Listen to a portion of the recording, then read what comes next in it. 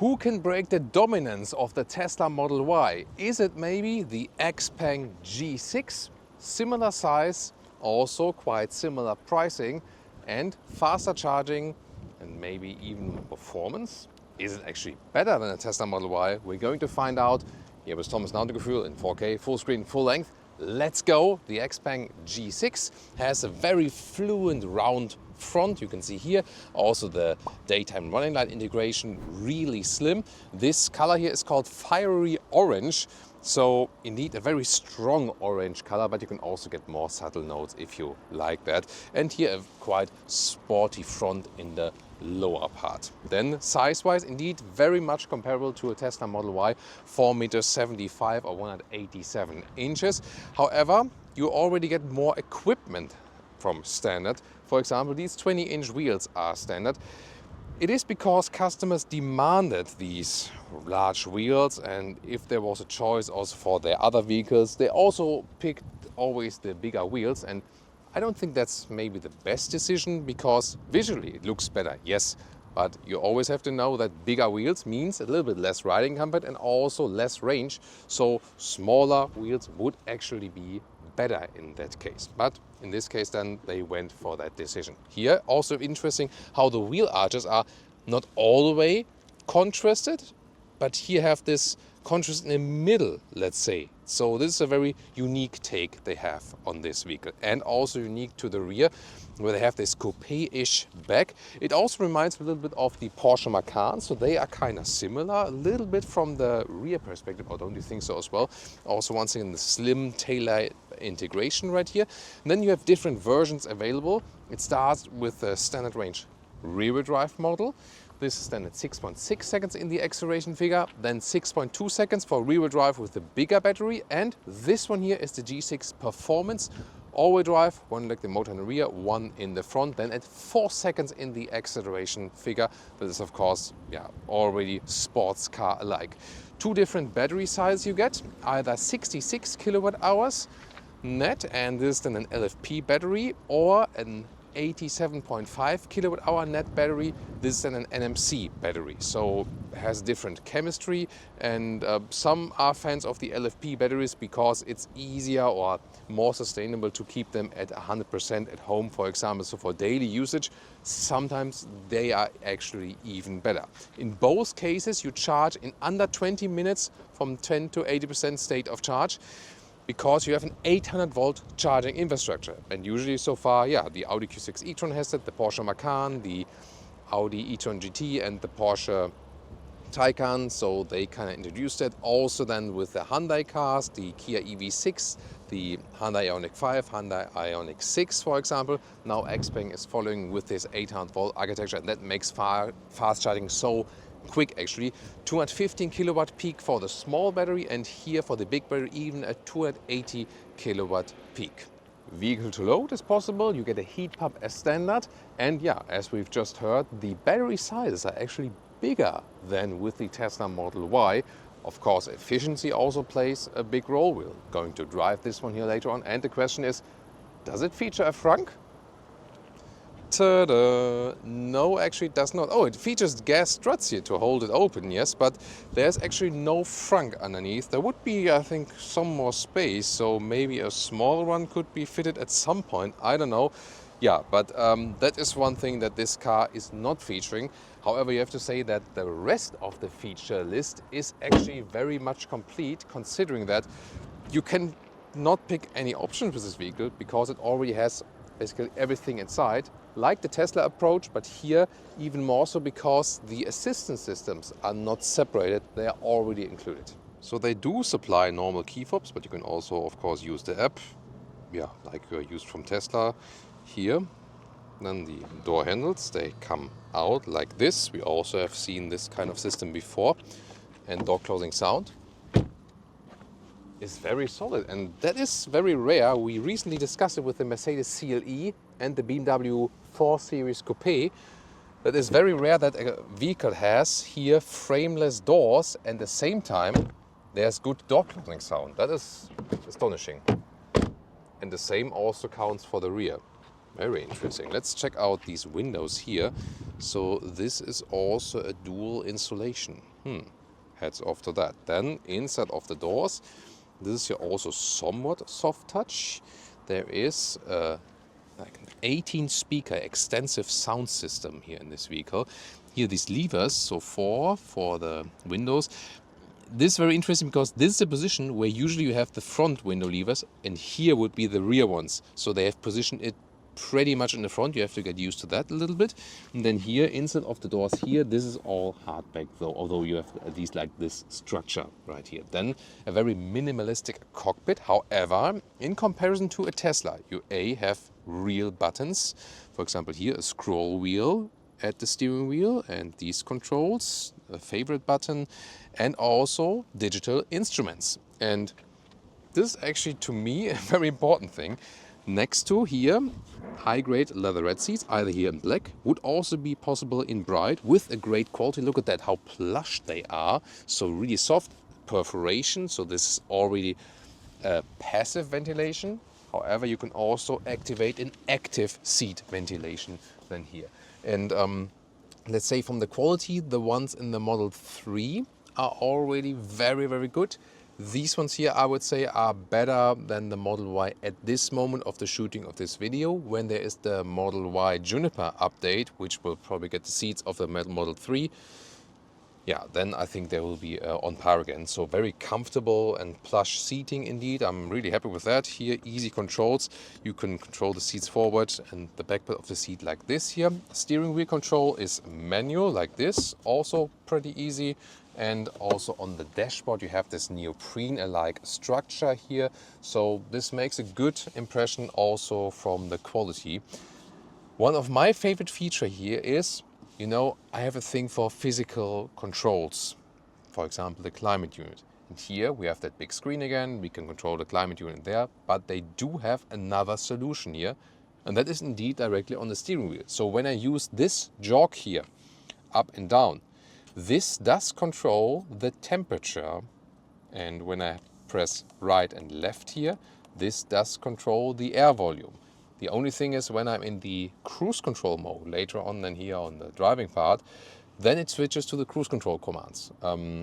Is also a very interesting thought behind that, you know. So then probably always when I use the AC, I'll cancel the cruise control. Then headroom here with 189, 6'2", yeah, plenty of headroom left. Fixed panoramic roof, soon also more to that when I'm in the back position. Steering wheel is also animal-free material and a very high quality indeed, so you're not missing out on anything here. As I said, a very clean cockpit, 10-inch instruments, 15-inch infotainment in a rather horizontal format. Then you have here the fabric covers for the speakers again, and the ambient lighting integration you can already see here in the lower part. There is a large middle console, and it now features, is also an upgrade for the G9, for example, the bigger SUV. Recently they have developed this 2x 50 watt chargers, inductive chargers, and they are also cooled. So this is also another thing they improved bit by bit with their models. The G6 gets it now and is something where they start differently and now adapted it. Here also adaptive cup holders in the front. They are not that large though. And then here you have very soft also for your elbow, and you open that and have a lot of space underneath. Underneath the middle console, by the way, USB-A and USB-C charging, and Leah is helping us with the 12-volt charging. Driver POV. On the right side here you control the volume of the music. By the way, the sound system is really very good. And then here, digital instruments. When you set a gear, then also the speed comes live. In the middle part you have this assistance system view. And you guys still know this one here? Yes, used to have this one, this dog column at Mercedes. Then Tesla Model S and X carried it over, and now this one we find in the Xpeng. Here the screen. Very interesting. We start with the dark mode, but you can also go to display settings and have a day mode, or have it in the auto setting, as of course also possible. And is, yeah, like we know from Tesla, for example, with different controls, light settings and so on. And you can also individualize this lower menu here, for example. So when you press and hold one of these, then you can, for example, here set the driver seat ventilation. Click that one. Oh, moment. There we go. So there, drag and drop. That's it. And for example, then passenger heating. That would be probably our setup here. So that Leah has a quick access to heating, and I have a quick access to seat cooling. And yeah, you can individualize or maybe like change it from season to season. And here in the lower part, this is the temperature control if you don't do it at the steering wheel, for example. Or you can also do it like this. Oh, it sounds interesting. Yeah, and by the way, the rear view camera also has a quite good quality. Very interesting is also the self-parking feature. So here, at the moment, the map full screen, but when I stand still and turn in reverse gear, for example, here already shows me the available parking spots, and I can select which one I want to have. And let's take this one and start auto park. Release the brake pedal to begin parking, and now starts parking in, and I do exactly nothing. The car does it all by itself. And we know Audi parking systems before, it's not a new thing, but like how accessible it is and how easy you can just click that and how smoothly it works. I think the best thing here to me is that it's working so flawless and easy that you can click it actually, because sometimes a lot of vehicles have these auto park systems, but I can never use it because it takes so much time to activate these systems that in that time I have parked myself. Yes, when you can park very well, you still are quicker in that case, but here is very comfortable, that setting, I think. Rear seats, soft touch on the top part, then some fabric insert here on top of the speakers. Then here there's the release button for the rear door. This is also soft fabric. And then, yeah, this structure, but no soft cover on the inside here. Then what is actually quite good, we have using all the EV platform. So there's no middle tunnel or something, all the way open area, 2 USB-C chargers. And then the seat as I would be driving, you have some leg room left here or some knee room left. So that's actually okay. It's relatively low, this seating bench, so you have actually a lot of headroom for this coupe-ish form also on the outside with 189/602. That's astonishing. You see here, this is the panoramic view through the glass roof, and yes, it's always hotter than with a fixed roof. That's in any case, but they say that actually 99% of all the UV rays are being filtered out, and I have to say, the sun is shining, and considering it is a glass roof, it's staying relatively cool. So that seems to be some good work in that case. This bench here is at the moment set all the way backward. I can also pull a lever here. That is this lever here. This one I pull on my side. And when you pull this one, then it also goes forward. They have a more upright seating position like this. This is also fine. This is more like laid back, more for sleeping. I think the standard position would probably then here like something in between. You also have the soft leatherette here in the rear part. Look at that here, like very plush, good quality perforation as well. Isofix outsides each, and the top part here is more like neoprene-like texture. So this can be also wiped clean, easy, and so on. Yeah, but this one here, the perforation is better for the breathability. This one here, you can pull down. It's also very soft then for your elbows and so on. And here you can fold out the cup holders. The only thing you see here, when it's more in the backward position, this is also tilted. So this would be more clever if it's like this or in the middle position. Then you see, then this is here also rather straight. You have to go experiment with that. One thing is then when you flip the seat, show that to you. So you fold the seat, or do that from the trunk like this, and when you push it up again, then this one here is folding down. So maybe that's not like a very serious problem, but maybe it could be a little bit better stored in there. That would probably be some room for optimization. Towing, by the way, at 1.5 tons, and the boot or the trunk is 570 liters. But what does it mean? Electric hatch, open it underneath here. And then you have this cover here. Yeah, like this, left and right. And then here, the seats can be actually easily folded from here, just reaching over. And this one can be folded up like this. So some sample luggage outside. And between the wheel arches, it's 1 meter or 40 inches, a little bit wider Here underneath there is some space also for a charging cable, for example. You can also take out that whole thing, also possible. And the normal length is a little bit less than 1 meter or 40 inches. And the total length here, I fold 2/3 of that, 2/3, 1/3 split. Here, total length, they are a little bit less than 1 meters 80 or 70 inches. Overall, a well-usable trunk. This coupe ending here, yeah, doesn't have so much compromise. It's still quite high in this area. You can also see that varying this seat here in the inclination does a lot for the trunk volume then as well. Sport mode. Ooh. Launch control.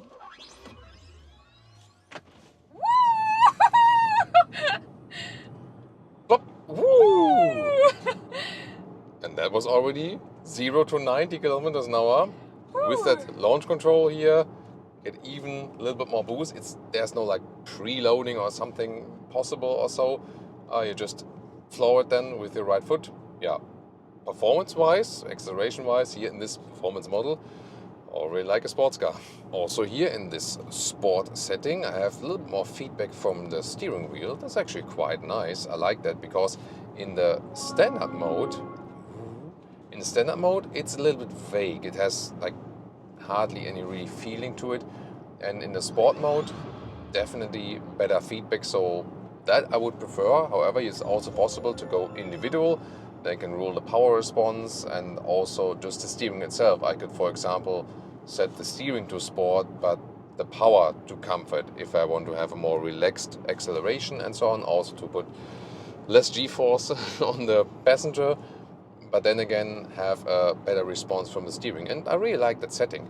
You can also here individually rule the regeneration setting. For example, set to X pedal. In that case, then you have strong recuperation, one pedal driving feeling, or you just set it too low, and then when you lift your foot off the throttle or the accelerator pedal, then there's no recuperation and you're just rolling. So this can also be individualized and save it in the individual mode, and that's it. I think in this case you can just pick what is more suitable for you actually. Interesting point is here that we have that fixed suspension, as is always with this model here. It's also the same with the Tesla Model Y, and we have 20-inch wheels mounted, and that is of course always prone to maybe not so good comfort also, but so far it's holding up quite well. Let's see how it behaves when we go through some potholes or something like that. But here 90 kilometers an hour, like 55 miles an hour, when I do a lane change, it's actually quite nice. It doesn't shake up too much or something. So yeah, suspension is not set on the stiffest note, but also not on the softest note. I think a good balanced feeling in between. What I do feel here is when I do a lane change, that it kind of, not sure if you've even seen it on camera, it almost like hooked me up still with the steering wheel, as if the lane keeping assist would like to interfere. Then again, you could also deactivate it. With the speed limit warning, for example, the thing is that when it hits you the first time with that, it asks you to deactivate and you can just click it. Other than that, you can also, for example, here, deactivate it when you just turn it down once like this. So they programmed the whole new software to have easier solutions for that. Also, as for the cruise control, for example, I can set it here. So here, that's the activation for that. And now I don't have the, as I said earlier, the AC control here anymore, but I can set the cruise control speed here with my left thumb. And let's see, as for these level 2 assistance systems features. So there's a beautiful old timer here, or vintage vehicle in front of us, a Mercedes. And then we can see, is the steering movement in any way hectic or is it smooth and so on. And so we are here with slide left bend, now it's going straight again, and there are not many overcorrections or something. You can see it right here. Of course, you still have to keep your hands on the steering wheel. It's still level 2, but this is also a great upgrade. For example, they have to set it up for the German or for the European, here in this case then the Danish routes, because the roads in China and the road conditions are also different. For example, I was told there are no parked cars at the side of the road. And that's why the system here first malfunctioned with that when there were cars parked on the side of the road, and this has been now completely reprogrammed. So definitely a very, very smoother appearance from the whole assistance systems and so on. And you see here, remaining relatively calm here from that steering. Also, when I drove this Xpeng G9, like the bigger SUV, yeah, as I was mentioning Xpeng, here the voice assistant is also getting activated. I tuned down that volume of that voice assistant as well. Otherwise, also when you get out of the vehicle, they always get a note, you forgot your mobile phone when it's, for example, laying here. But that can also be tuned down from the voice. So a year ago when I drove the Xpeng G9, assistance systems wise, that was not suitable for European roads yet. But now, with a lot of software updates, changes and so on, this works very well. So can be compared with other competitors you have there on the road. And this is also one of the major changes here, since this software update, I'm driving the newest version as we speak here. This has been just launched basically now, like as in today, and this was one of the major changes they did to upgrade all of these assistance systems. Oh, this, what the hell? There was someone running very quickly. Let's see if we can overtake this vintage vehicle here. So sometimes I miss a little bit of steering feeling when I'm here in the corner or in the roundabout. Here, this is like, it feels kind of artificial, almost a little bit dead. Even if you have a little bit more resistance in the sport mode, it's not like that you have a natural driving feeling. This is the one thing maybe that is not happening with this vehicle. Other than that, as for suspension and like how vehicle drives, it's pretty smooth. Noise insulation here, so far so good. We cannot test it high-speed German Autobahn here today, but here at 90 kilometers an hour, like I said, 55 miles an hour, there's no annoying wind noise or something like that. At some point maybe we can also repeat on really, really high speeds. But also driving character-wise, it looks like it's actually well built. The thing is that for the driving agility, driving dynamics, you don't feel it when you're going straight most of the time. But when you're doing a lot of corners and so on, let's say it's not the most fun vehicle to drive. Like the widest comparison would be there to a Porsche Macan. That would be maybe on the other spectrum there. As for the sport and so on, most vehicles don't need to be that sporty for average customers, of course. But as I said, due to the lack of the steering feel, I feel, and that the suspension is more on the comfort side, which is both perfectly fine, but the driving agility, driving fun is not on top of the game if you compare to some of the competitors. Then again, it might not be the most important thing here. More important will, of course, be efficiency and so on. What do we have as for the average consumption? With very good conditions here, of course. 24 degrees Celsius, so it's like 76 degrees Fahrenheit, something like that. So mild temperatures, really nice. AC is working a bit. And here, 90 kilometers an hour. Denmark has really low speeds in general, so great conditions for a good, efficient consumption. And we'll keep you updated later on what we score as for that. And some motorway, like 110 kilometers an hour, still pretty silent here. So once again, good noise insulation. So I like that actually. Remains calm also from suspension. Let's do a lane change here. So suspension-wise, that's really nice. The only thing that kind of buggers me is that the lane keeping assist, it kind of like locks on really, really quickly. And the turning indicator doesn't reset itself pretty quickly. So these are two things. So you do a lane change, and then even before you finish the lane change, like the lane itself, it like kind of like says like, hey, I'm taking this vehicle, So because the lane keeping assist is locking onto that lane, I feel too quickly. And yeah, as I said, when you set the turning indicator somewhere, it could reset easier than to the non-turning indicator position. Plus the steering, especially now it did it. Yeah, probably it needs a little bit more steering than, for example, in the Tesla. Here, it's like steering through thin air. So there the sport setting does help already. Yes, that does help, but doesn't change the whole steering characteristic. Average consumption, we have to say most ideal conditions and not too high speed.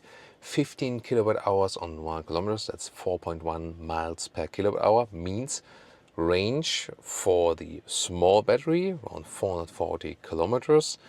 That would be some 270 miles. Or for the big battery, the one we have here right now, that would mean even some 580 kilometers or 360 miles of range. Of course, very good figures here indeed, but as I said, the most ideal conditions. Maybe at a later time we can repeat it with lower temperature and higher speed, maybe in Germany, Autobahn and so on. But so far, of course, very promising results here. We always have to compare the conditions, of course, where we score these in.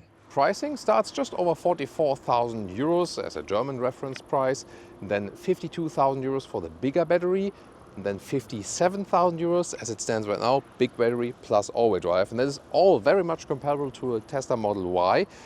However, here you already have the assistance systems included, so it's not separate with the autopilot like with Tesla. So the price proposition is even a little bit better, also considering that here you have a bigger battery, a couple of kilowatt hours each, and also that you have a better fast charging. It's way quicker than the Tesla recharging here at this moment. So indeed, we have to say, it seems to be even a better price performance offer. Yes, the Teslas are still super efficient. That's of course the thing. So it's maybe not like a super bad thing that they have a little bit less of battery capacity as for that reason. And here, of course, you still have stock columns and also digital instruments, which you don't have in a Tesla.